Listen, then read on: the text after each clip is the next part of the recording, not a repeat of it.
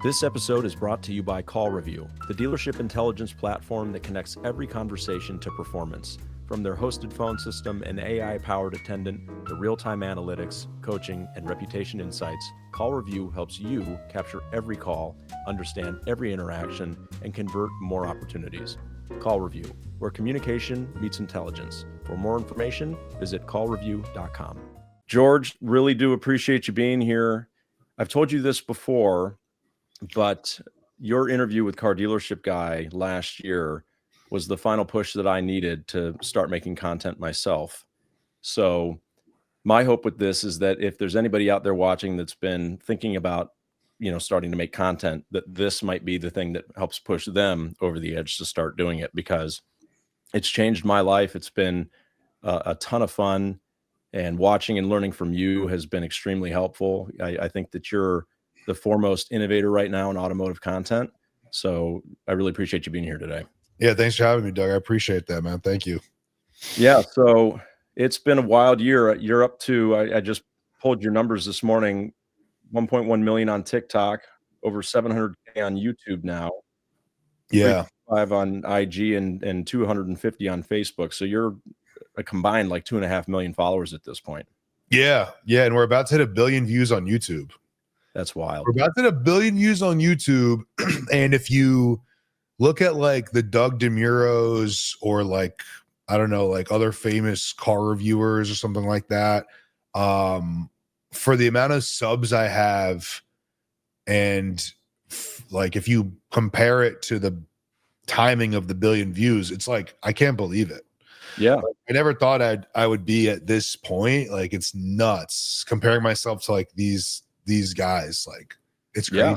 It's crazy. I can't believe it. So what do you think has attributed, or what do you attribute to that meteoric rise on YouTube, especially because I feel like you've really taken off there in the last 6 months even. Like it is, I think like those moments where you're like, I don't know if we should post this, and then just posting it, that's like obviously the number one, because like a lot of people can't post everything because like they work for a dealer or like whatever, like right.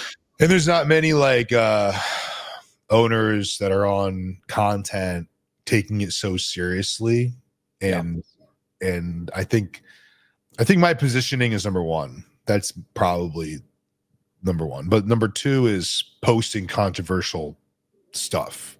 Like I had a guy working for me that was trying to scam other people. I post my cars getting stolen. If there's an upset, if the engine blows up and we sold the car, I'll post about it. I think just being like completely transparent is going to get you that like push you over that ledge, you know what I mean? But like short form content, clipping, like I always tell people, like honestly, like what really pushed me through the roof was clipping. That was like investing money into just getting all my content, like old content, like when you have like a terabyte of content or 2 terabytes of content and you just throw it to like a media team, and more investing in like your team, and you're like, go for it, and that's gonna do it for you. And so I remember we spoke at one point. Do you essentially film everything for YouTube and then clip it? Is that right? Well, in the beginning, I don't really know if this is like the key to success. Like, I don't know if you're supposed to be filming vertically first, and then like once you get like an audience vertically, like once you develop an audience there, then you go YouTube, and then you just film for YouTube, and it gets clipped for short form. Because like, I don't know, I go back and forth. Like now I'm at this point, I'm like, man, I'd love to have like a vertical shooter around, you know what I mean? Just for perfect video optics. Because once you do film horizontally and it gets clipped, it never looks as sexy. Right. And but like everything's working, like, and everything's going well. So you think about it a little bit too much, but I think in the beginning when you're starting out, just filming vertically on an iPhone. That's what I did. Yeah.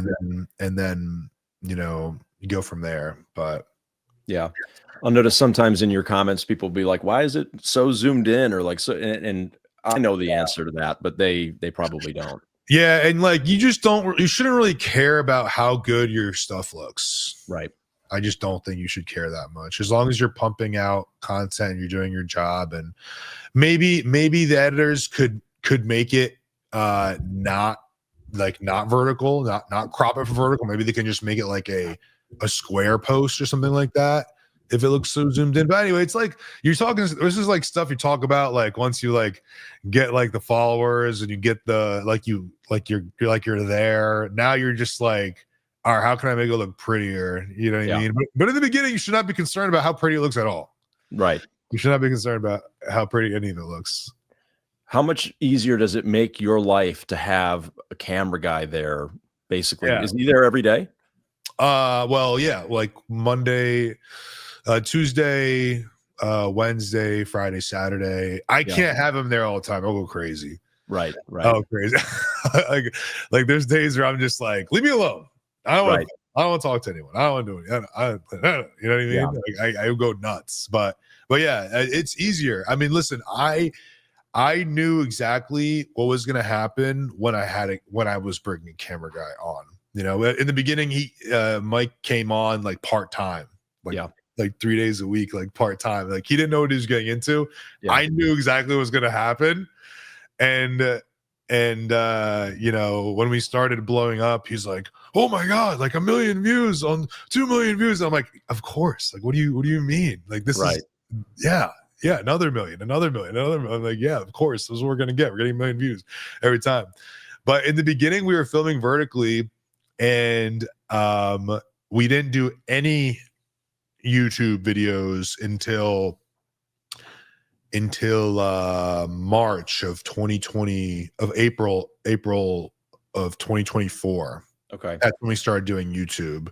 So we January, February, March, April. So we did like 4 months vertically, but those 4 months we did it like hard. Like we were going, like we were filming everything. And then we just started making YouTube videos. And you know, the YouTube has been extremely like satisfying, you know, rewarding. And would you say that's the most valuable platform to you? Yeah, I mean, in the beginning it was TikTok.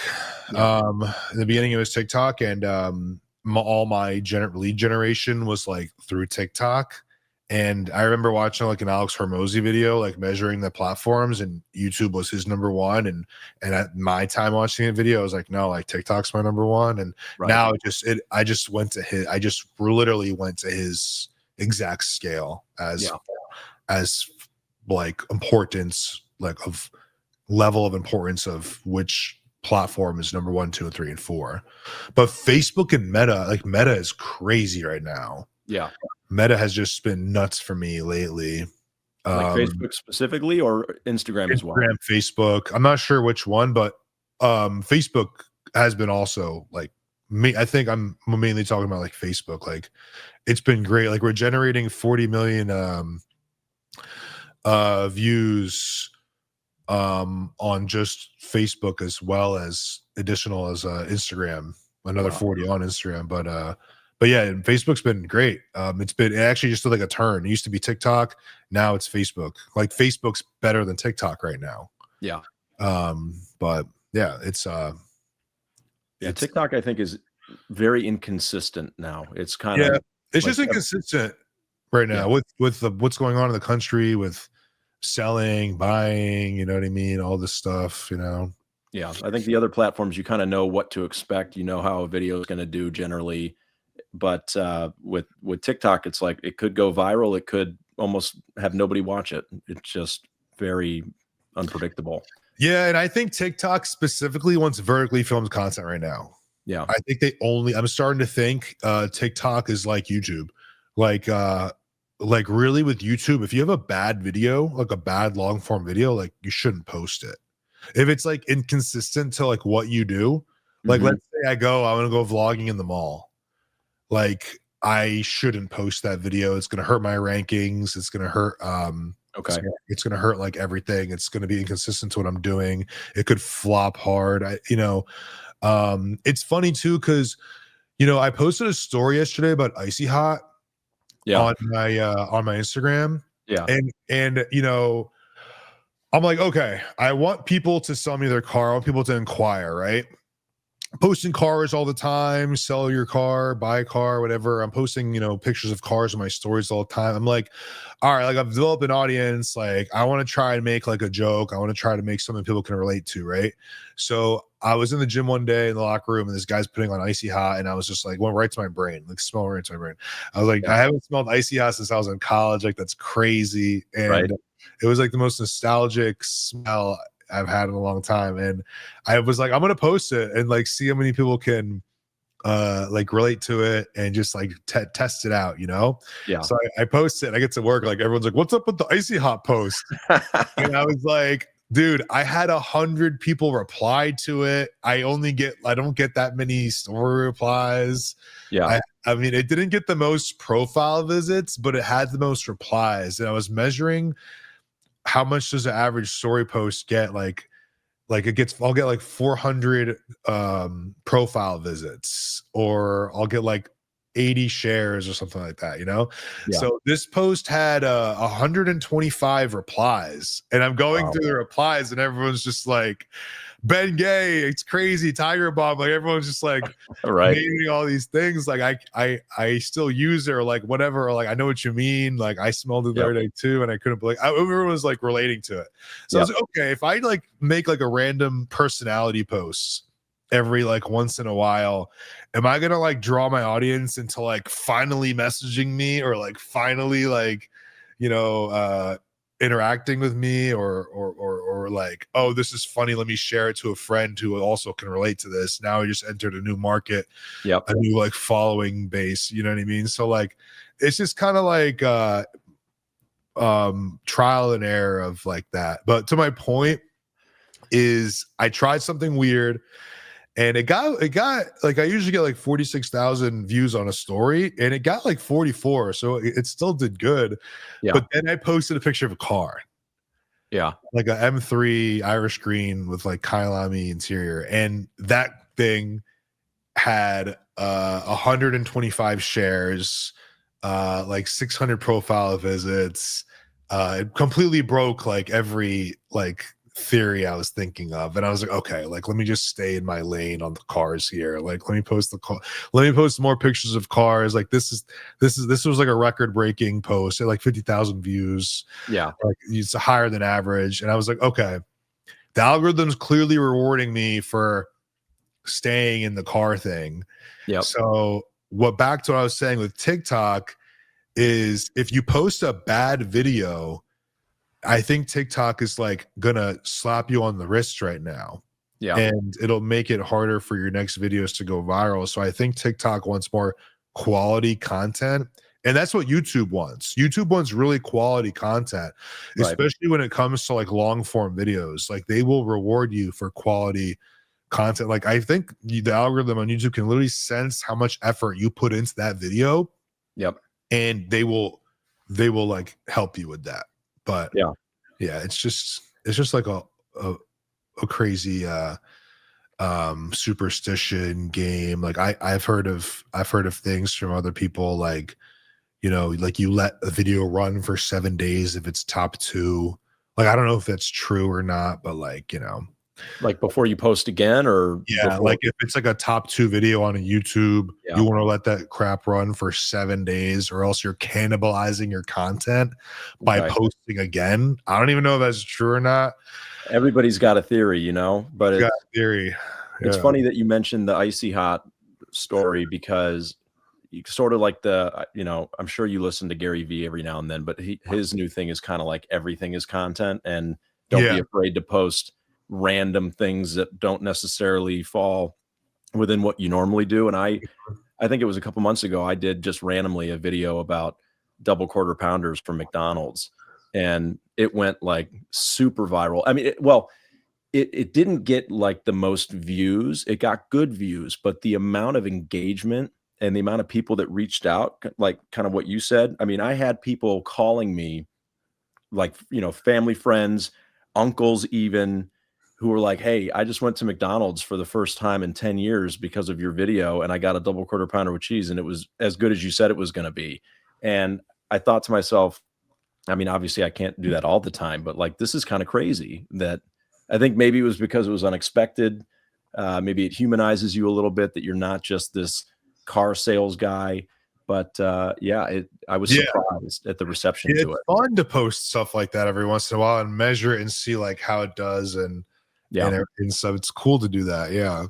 I had someone come in the other day and ask me about like, content, and he was Mhm. a life insurance agent. And I was like, dude, you could do what do you do for a hobby?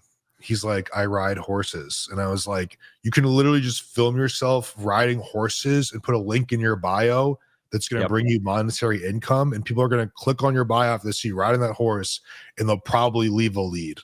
Oh, Like yeah. you don't even have to, like to your point, you could talk about a burger and get a lead. Yeah, exactly. Absolutely crazy. You don't have to do car business stuff. It's just funny. You know what I mean? People are like, Yeah. what do I make content about? But you could literally do a backflip Oh, and yeah, sell cars. truly. Never Yeah. talk about a car in your whole life. Right?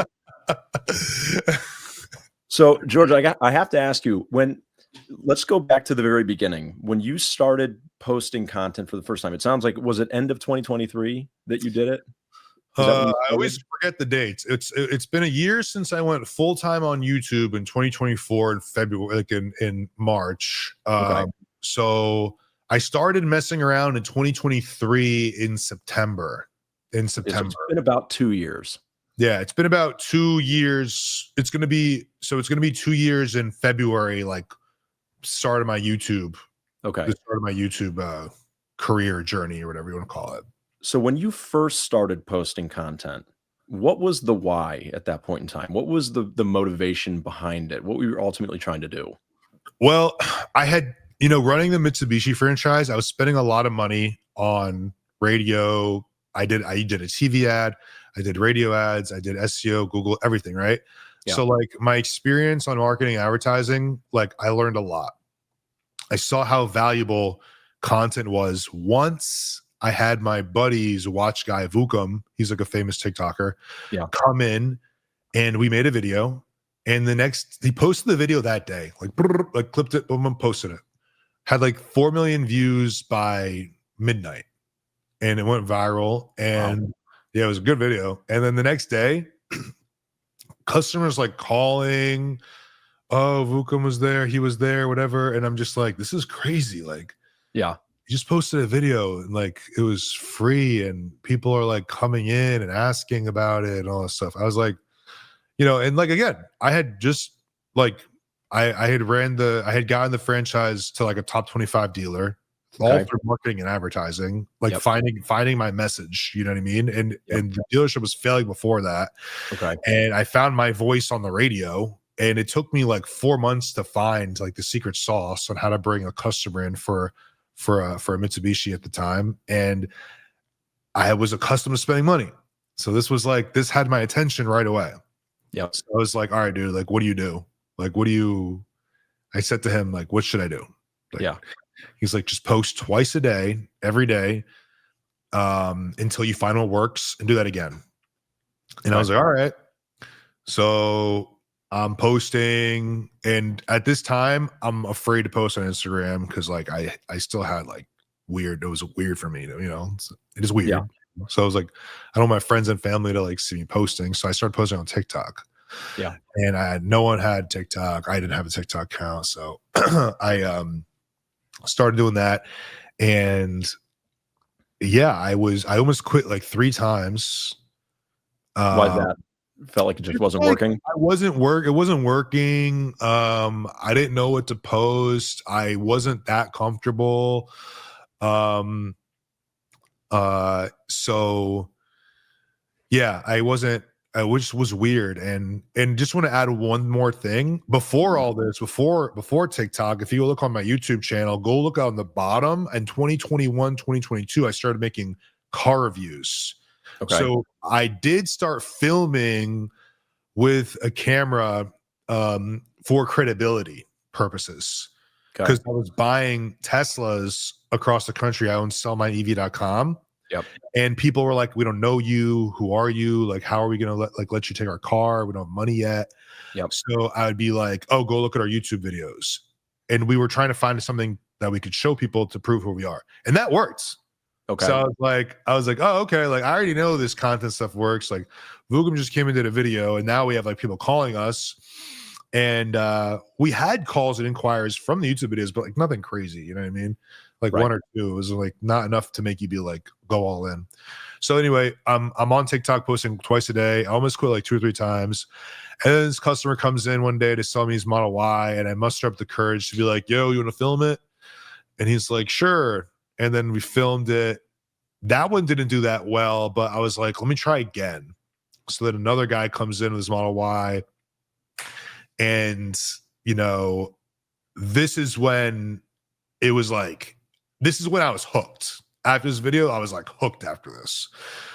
And I'm filming it all on an iPhone. I just told someone to hold. I've always just told someone to hold the phone, you know? Yeah. So I start off the video with a great hook. Guy wants $37,000 for his Model Y. I'm only going to give him 34. I'm going to be strong. Let's go close this deal. Guy comes in, opens the door, and, you know, he's like, I'm here to sell my Model Y. I'm okay. Let's go talk to him.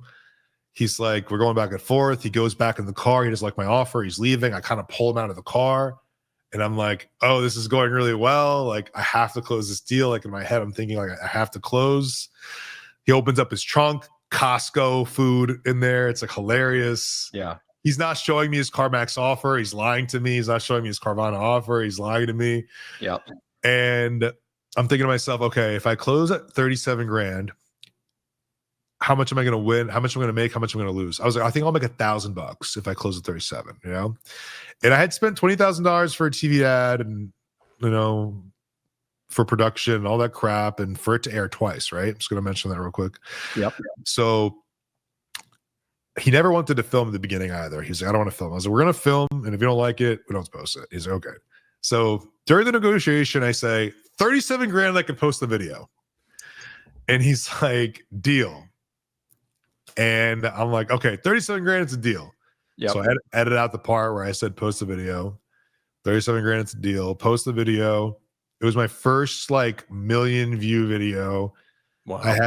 I had like 25 inquiries for people to sell me their car. Bought like 5 or 7 of them. Sold his, made $1,000 like I thought I would. Yep. And bought 5 or 7 more and made money on those and obtained a big following from that one video and you know, customer base and all that kind of stuff. And that video was worth 70 grand. Yeah. That video was worth 70 grand to me. And so you think of it in those terms. You think of the value of videos based on the overall impact they have.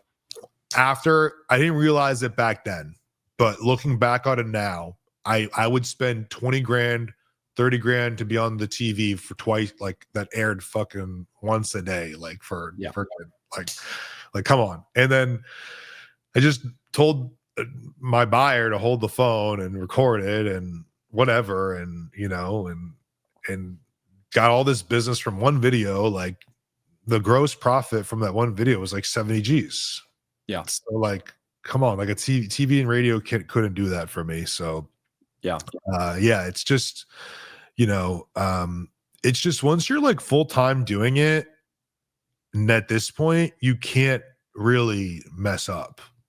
Like there's really nothing you can do. Like you can do crazier things. Like you can do crazy things. Like you can really get ballsy. You can really, if you're filming a discount, like people think I discount cars a lot, and I don't. Mm-hmm. The truth is we don't. We're firm a lot. But I was going to ask you about that. For those moments where we do discount, I'm like, dude, I'm not discounting a car unless I'm filming it. Right. And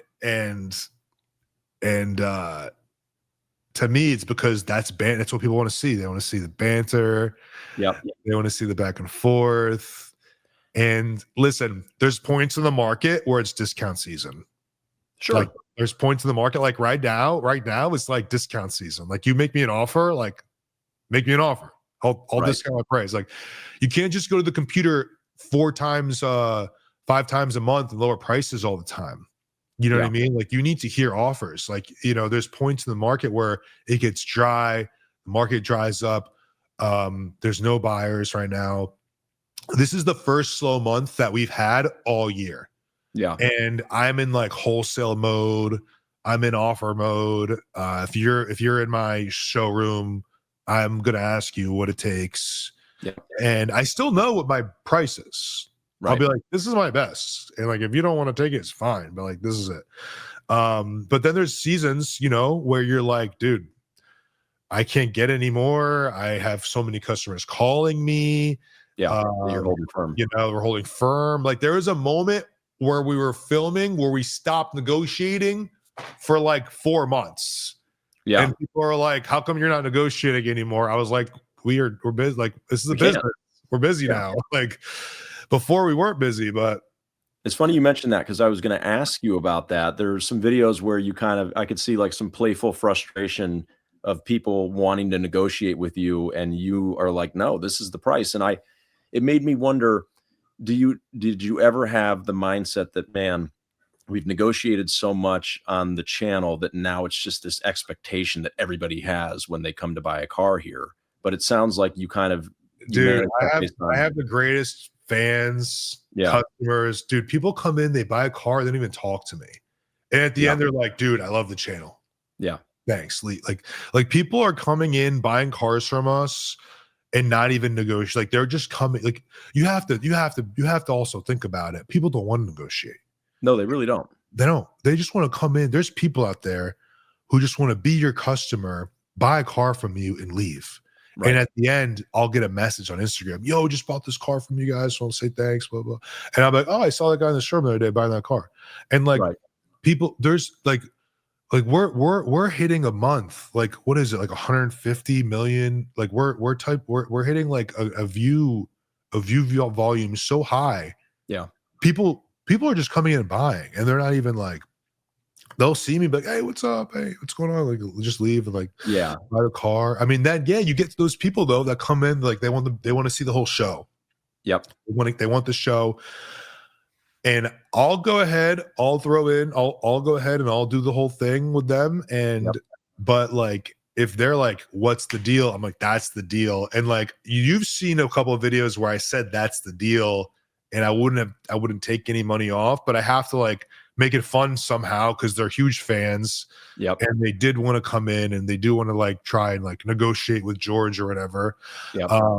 But I've been trying to put in a lot of other people on camera to basically be like, hey, my brother's awesome. Hustlin's awesome. Max is awesome. Levent's awesome. You know, Rami's all, you can go talk to these guys too. And like, you know, they get a lot of people going up to them and wanting to work with them too now. Yeah. So that's good. Yeah. I mean, listen, I do believe like you should always, you know, there's seasons for it. Like there's seasons for it. That's, I think that you're fortunate that you've got, it sounds like it's a smaller fan. I don't know how many salespeople do you have really? Well, we're actually like overloading the sales front right now, but we didn't have many salespeople. We only had like 8 salespeople. And now we're trying to bring it to like 14 right now. So our buying team was so strong. Like we're buying so many cars because we worked, like my brother John and I talk about this all the time. I'm like, dude, our buying team is stacked, but our sales front is bad. Yeah. Like we never put that much emphasis on the sales, but like with the volume of sales calls, inquiries that we've received, I was like in hibernation mode. Like I'm so lucky I got to film. Like I'm so like some days I just came in like ready to make a video, and then the Tuesdays, the Mondays, the Thursdays, and the Tuesdays, whenever my camera guy wasn't there, I was like hiding on my computer just in meetings all day, like fixing processes and stuff like that, and Yep. meeting with call review or something. You know what I mean? Like Yep. the Yep. CRM guys and everything else. So, but yeah, it's important. You want to get back to everyone. You want to get every missed call, every customer that's upset about something happened. Like, customer service is extremely important. That's what I'm excited for, honestly, like the next year, to see that front just be like solid. Yeah. But Yeah. So it sounds like I feel a lot the same way. Now, I don't have the control that you have in the sense that, I don't own the dealership, I'm not, or at least, part of the ownership. mhm. And so it's not as easy for me to just go in and say, oh, I see a problem and I want to fix it. And let me go find the solution for that. But I'm sure you're on a bigger scale than me by a lot, but the influx of people reaching out, I mean, it can get overwhelming. And it's Oh like yeah. we weren't staffed for that.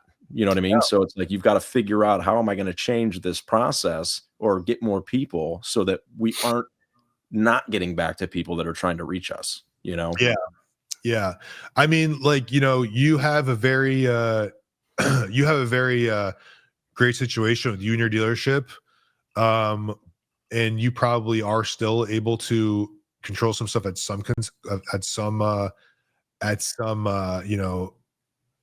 restraint, but you're also limited on your growth, on how hard you could push it. You know what I mean? Like if you wanted to push it hard, you could push it hard and get like a ton of leads and have people coming in, but you're going to cause like problems if the dealership board isn't on board. Right. Right. So, but for me, for example, I'm always pushing. I'm always like pushing it, and Yep. I was like, I'm gonna open up my WhatsApp to my Instagram. I saw that. How's that been going? I'm gonna open that up. So I got a new phone. I have a personal phone and a work phone now, and Yep. I'm like, I want it to be so easy for customers to reach out to us, like too easy. So I was like, Right. so I'm working the Meta Business Suite right now, and I'm like looking at all these messages, and I was like, all right, another hole I have to fill. So Yeah. let's. How do you deal with that? How do you make time, or do you, to get back to all your DMs and messages? I don't. So I do use AI. Okay. I do use AI. The AI will basically capture the lead and send it to my CRM, and my team will follow up with the lead. But lately, I've been wanting to just get actual humans in Yeah. my DMs. So that's what I'm doing now. Yeah. So now you can WhatsApp me in my Instagram profile, Facebook page, instantly start chatting with us. And listen, like there's people who are gonna want to just go to click the link in your bio. Like they're not gonna ever give you a hard time. They're just gonna not even ask. They're gonna go click the link in the bio. You Yeah. always gotta tell people, click the link in the bio, click the link in the bio. Don't message me, click the link in the bio. But then there's some people who just want to WhatsApp you, they just want to DM you, Yep. and that's how they want to do business. And Yep. I felt like I was having like a problem, like I was missing an opportunity of customers by not having people able to DM me, you know what I mean, or like Sure. WhatsApp me or something like that. So Yeah. I'm just trying to be like not available, and like not the word available, but like I'm trying to be like, you can leave me a lead in any sort of fashion, in any sort of avenue. Right. So now that you're at the point that you are, the content has blown up, and you're doing kind of a lot of things at once in the way I see it, right? You're running the business that is the dealership, you're running the business that is the content creation. When you come to work on a typical day, how do you prioritize? Like, it's all content and the dealership will kind of happen around that, or is it the other way around? Or, how do you prioritize your time? Like, so I'll basically go to the gym in the morning, Yeah. and on my way to work, I'll be like, it's basically about how I feel, my energy. Yep. So, and I'm also mindful of how much editing we have to do, and also mindful of problems or processes that need to be fixed, or maybe Mhm. people I need to train. Um, So if it's like a training day, I'm like, I gotta focus with these guys today. Maybe I'll film that. Okay. And if it's just like a um process day, I'll be like, I gotta have these meetings day. You know what I mean? But I usually focus on getting 3 days, two to 3 days minimum of filming, full energy. Yeah. So I'll be on the way when I'm on the way to work. I'm like, it's a filming day. Like I'll be like, what do I have to do? I have to do nothing. I already did this. I already do this. I try to take care of all my issues, all my problems, people I have to work with, train my team, whatever. Yep. So I'll call my videographer Mike and I'll be like, get your camera ready, clear the SD card, charge the mics, get the gimbal ready. Where are you? I'm pulling out for the dealership right now. Catch me. I'm pulling out of my car. Start recording. Let's go. We're going over here. We're going over there. We're talking to this customer, talking to this salesperson, and we're just off. You know what I mean? We're just on the races. But it's basically about like my stress has to be clear with the things that I have to do and the things I have to get accomplished and whatever. That's basically it. I'm always focused on the dealership first over content. Yeah. Make sure my sales staff, my buyers, good. No holes in the processes. Are they getting fixed? I also have a lot of people I surround myself to help me. Yep. So I'll delegate as much stuff as I can. You know, and then the more I've been able to like have people I can rely on to help me, the better I've been able to film and focus on filming. Because honestly, all I should do is focus on filming. Like that's going to be my main focus. But soon enough, it'll be like all I do, but not yet. You know. Got it. So every day is different. It's not every day is always different, but the days where I'm like, this is the day, I make it the day. I make it the day. Like if we don't have things planned, you know, we don't have customers planned to film. Customers come in now and expect to be filmed. They expect to be on camera. They want to be on camera. Sometimes people drive in 3-4 hours a day. Like we have multiple people that drive in 4 to 5, 3 hours, 4 hours from wherever they were to come and visit on a Saturday. And they'll come in, be like, I came from Canada, I came from Connecticut, I came from Ohio, came from Florida, flew here from there, drove in here with my family, come in, hang out, you know, we'll get some content with them. I have guys that come in, just want to show me their car and be on camera. And they'll wait like 2 hours. Wow. Like just to get on. And I want to get to a point where it's like a Mr. Beast thing. And I have a director, like not a cast director, but like maybe like a creative director planning out the day, having customers come in for certain things that want to be on camera. Okay. And kind of posting about it, like, hey guys, we're filming on these days. And I try to make those posts. Filming on Saturday all day, come on in, or something like that. Yeah. And because you know, you do want an exciting day. I want to give the audience like an exciting day, you know. Yeah. I want it to be fun and exciting, and you know, to like my brother bringing in the horse on camera, or to like me going to go talk to the Philadelphia police about my stolen vehicle and getting it back. Like, you know, I mean, you have to also run with it. And then when you're in front of the camera, you have to be like your own producer. Right. You know what I mean? Like you have to be, at this point, I will like lead the charge. Like, you know, like cop calls me, we're looking for our car. We found the location. Someone on Instagram messaged me, gave me the location of the car, found it.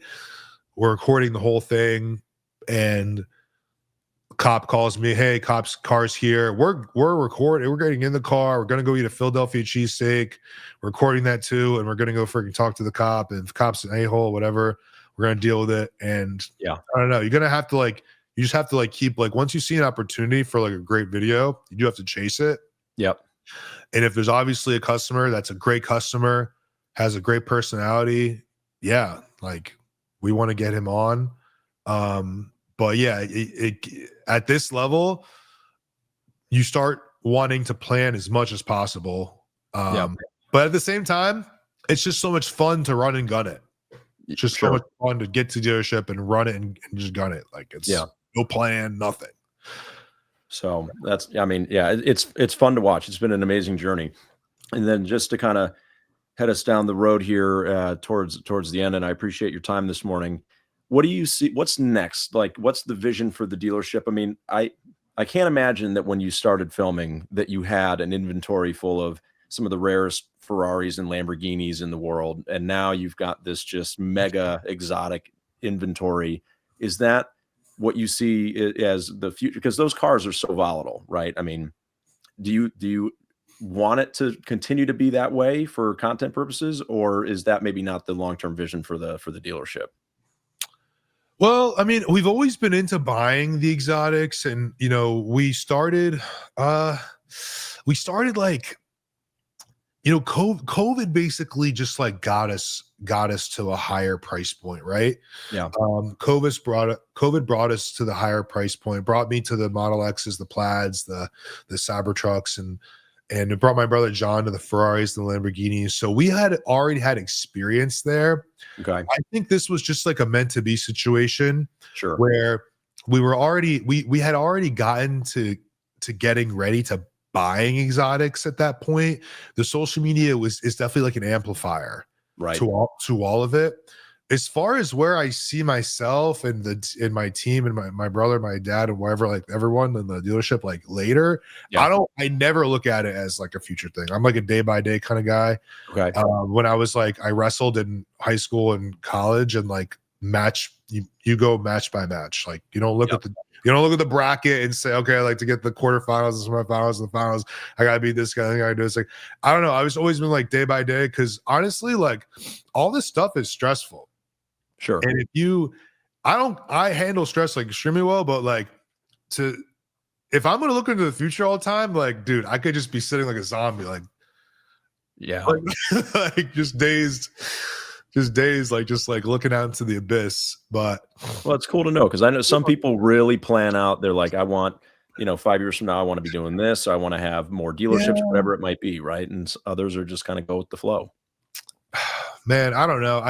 If it was up to me, if we could do the same amount of volume gross at one location and crush it, just moving more numbers and just having the most like smooth like sales process, buying process, without having to open up new locations and having one central location, I think that'd be the best. Yeah. I know people are always opening up more stores, more locations, and I think there's a lot of really good real estate interest to do so. But I don't know. I mean, like, That comes with new problems. it comes with more problems. Yeah. And at this point, everything's so fast paced. Like I Yeah. tell people, like, if your memory is junk, like if you have bad memory, don't come to work here. I'm like, because it's not going to work Yeah. out for you. And No, then in general, you have to have a really good memory in the car business. you But do. it's a fast paced environment, and it's just like I just want to hire like really talented people that could keep up. Yeah. But also It's hard. we are opening up a dealership in West Hampton, New Jersey. That's going to be, we bought land, 60,000 square feet, 50,000 showroom, 12,000 recon. So that's going to be like All used cars or a franchise is going to be there. no franchise yet. Okay. But it's going to be like an exotic superstore. It's going to be like, top 5 in the country as far Wow. as like appeal, looks, and all that kind of stuff. Okay. But Will you spend time there, or do you think Yeah. home base will still be J&S? no, we're probably going to spend more time there. And that's going to be like that's what's next. Yeah. But as far as seeing it as like a multiple location thing, like where you're like kind of like franchising the whole thing and like opening things up in different places, we don't really know. Real estate's just so expensive these days, and we were lucky enough to find like land at a really great price that we could build and do what we want to do on our own. Yeah.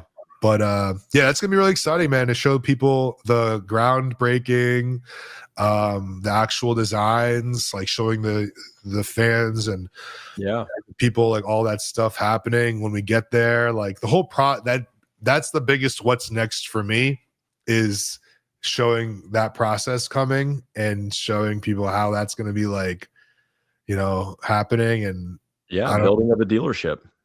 yeah, that's going to be the best. So in about, hopefully we break ground in February, and then it'll be like 16, 18 months next. But the whole groundbreaking process is going to be super fun to document. That's exciting. Yeah. So I got 2 questions left for you. I've noticed that you've been posting that you want to buy Teslas. It looks like you're getting back into that.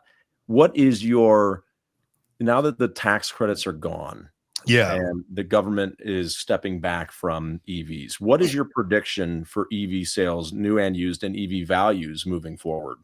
So Tesla just announced their earnings yesterday, and they had another sales slump, which is not great to my theory. Yeah. But I was out of the EV game for, call it like a year and a half now. Yeah.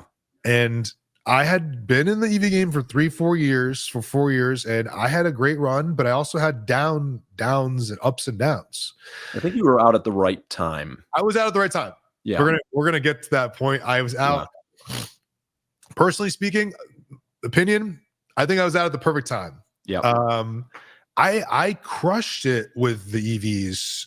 Really did. I mean, insane. Like, it was the only make and model I bought for 4 years. Yeah. Like, that's a dream. Yeah. Only being a buyer for one make and model, a buyer and a seller for one make and model is like, that's fun. So my theory now is, now that the tax credits are gone, used prices are going to go up. Tesla's new car pricing should take a bump up due to China and the US's trade war deficit for metals. Okay. Zinc, all these metal companies that are controlled, all the what do you call it? All the precious metals, the batteries, precious metals that I think China controls the quantity and the supply of. That's going to cause EVs to get harder to make if this goes through. But so Teslas will be, any EV in general is going to be harder to make, more expensive to produce. But this all depends on the demand on Tesla new cars, because Tesla could just freaking continue to lower the price, but just can suffer financially. Right. And if they do lower prices, then the used market is going to be like, okay, now what? Right. But I think they're going to raise Model Y prices again if all this goes through.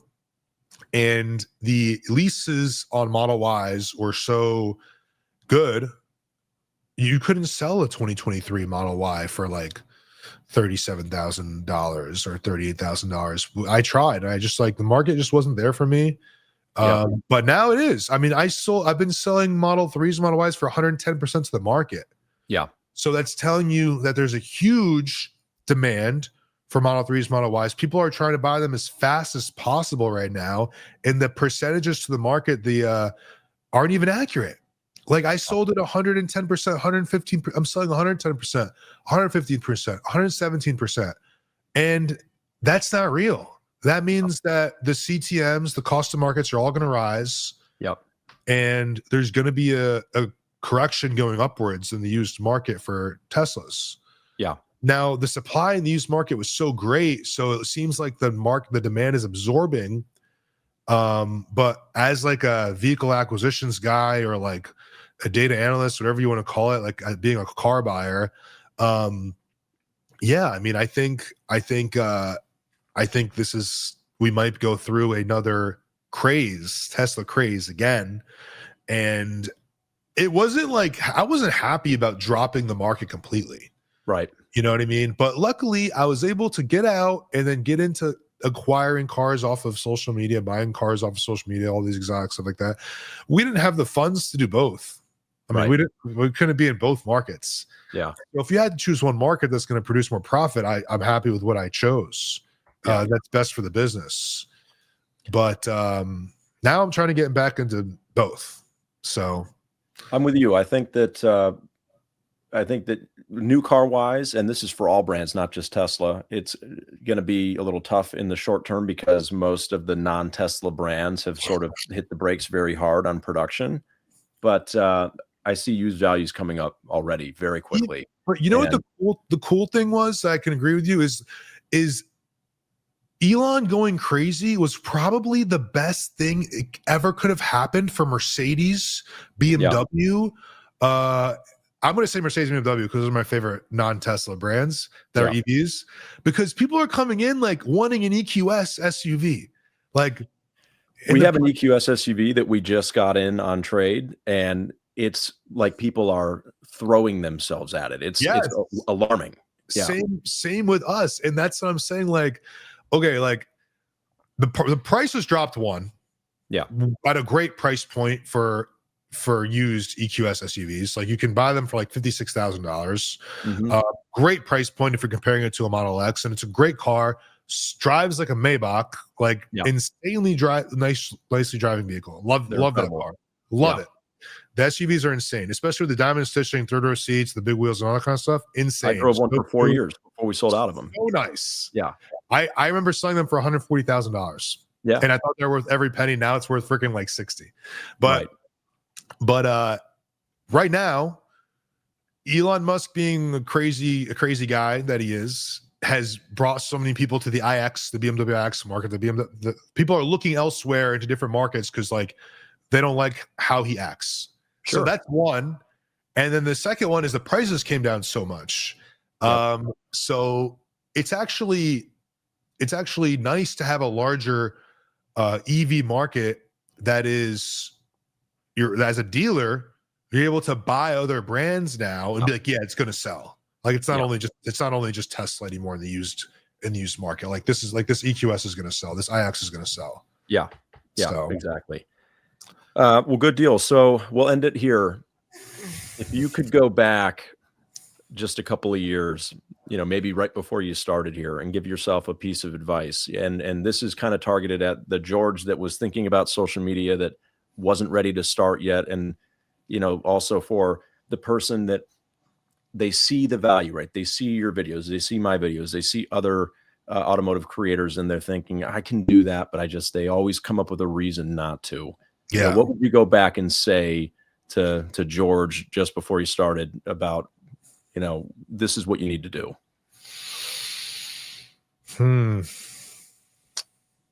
Obviously I wish I started earlier. Could you imagine if you had started during the pandemic? That would have been nuts. You would have 20 million followers, probably. I know. If I had started when I was running it like I am now, that would have been nuts. I know. I mean, if you're a younger guy, like a moving merch or like a whatever, like if you're a young dude, just first of all, like just please start. Like just don't think twice about it. I think for me, it was the what would my mom think about me, or what would my cousin, whatever, someone who I haven't talked to in 2 years, like think about me. I mean, I think I would give my advice, like no one cares that much about you is number one, it's like, hard to hear for some people, maybe. It's hard to hear some people. I mean, listen, no one really cares about me. You know what I mean? I don't have people from Lebanon or family calling me every 10 minutes every day to check up on me. You know what I mean? So clearly I'm not that important as my position now. You know what I mean? So then it's funny because as someone will say like, oh, what will they think about me? I'm like, do you see the things that I post online? Do you see what I post online? What do you think people think about me? Like, I offer the guy 40 and close at 48. Like, so I think you have to obviously not give a F about what people think. But I don't know, man, just start. I would just tell myself to start. I was a late bloomer in life. So, just start. And, I tell my brother, he's 25 all the time. Like, dude, you got to just start recording selfie videos, bro. Just like, just start posting stuff, man. Just start I mean, it's hard to answer that question, but become friends with an editor, find a clipper guy. If you're busy, there's no excuse that you should make. Doing as much research as possible and just finding the answer, just keep searching and searching and searching for a way. Like, no matter what, if you search for a way, like, it's gonna work. Like, I've had markets drop on me that I was buying cars on, like, and I thought, like listen, the Tesla market was very fruitful to me. It was like my life. Every single time Elon lowered prices, I thought I was done. I thought I was finished. And at one point I was like, okay, I'm finished now. And then all of a sudden I was looking for something else to enter in, and then this social media thing was my answer. So I mean, I'm a big fan of like documenting everything. You have to take everything like comments. You can't like comments. You can't read I prefer not to read comments, but you can't let comments get to you. Yeah. I mean, listen, work yourself in the DMs, get busy in the DMs, don't get busy in the comments, but it's hard to answer that question. But if anyone's thinking about starting, you just gotta dabble with it. And listen, I almost quit like 3-4 times. And that's what I think happens to most. They'll try it, they don't get the immediate results, and they're like, you know what, forget. I did some videos, nothing happened. Right. I almost quit like 2 or 3 times. Like, I was posting every day, and then I took a 2-week break, and I was like, all right, let me try again. And but anyway, it's a lot of fun. But nowadays, people going into it are so fortunate and so lucky because we're all doing this now. Right. We've all made it normal. Yeah. Like, I had a guy come in yesterday and be like, dude, you inspired. Like, I was just sitting on my couch the other day and I watched the videos and it made me want to go buy a car. So I did. And like, I didn't care that he didn't buy a car from us. Like, but it was just funny because I made him want to go buy a car just by watching my videos. And I'm like, I wonder how many other people I think I've made want to go buy something. You know what I mean? Thousands, I'm sure. That's one of my favorite DMs to get in a weird way. People all over the country that are like, hey, I just bought my first Mercedes-Benz. Like, of course, I wish they bought it from me. Yeah. But they're like, I just bought my first Mercedes-Benz because of your videos. It's a brand I'd never even considered before. And that, to me, I'm like, that's a win. Yeah. I mean, you have inspired other people. I've inspired other people. Imagine how hard it was for me to start all this. Because no one was doing it. Yeah. And now everyone's doing it. So it's easier to start. I mean, I've had mortgage people reach out to me, life insurance people reach out to me, home builders, roofers about starting. And I'm like, dude, if you could be the first person in your field to start, like, what are you doing? Like, start yesterday. I'm like, exactly. So, but yeah. Well, thank you for paving the way. I mean, I really give you, I think you were the first to just kind of say, here's a camera guy that's going to follow me around all day. I'm going to film you doing my job. And I think that's why people love it, because you and I are yours is much more exciting because you're moving around all the time, but it's that behind the scenes look in an industry that people are fascinated by, right? They love and they hate cars. They love the cars. They don't necessarily love dealers. So seeing how it all unfolds, it's fun to watch, even for me, and I'm in the business. So thank you for being as consistent as you are, and for being the motivation that I needed to get going. And hopefully somebody watching this today will finally take that leap, and then maybe we'll be interviewing them at one point in the future. Yeah, you never know. You never know. Yeah, I appreciate it. Thanks for having me on. Thanks, George. I really appreciate it. Have a great day. See you, man. Bye.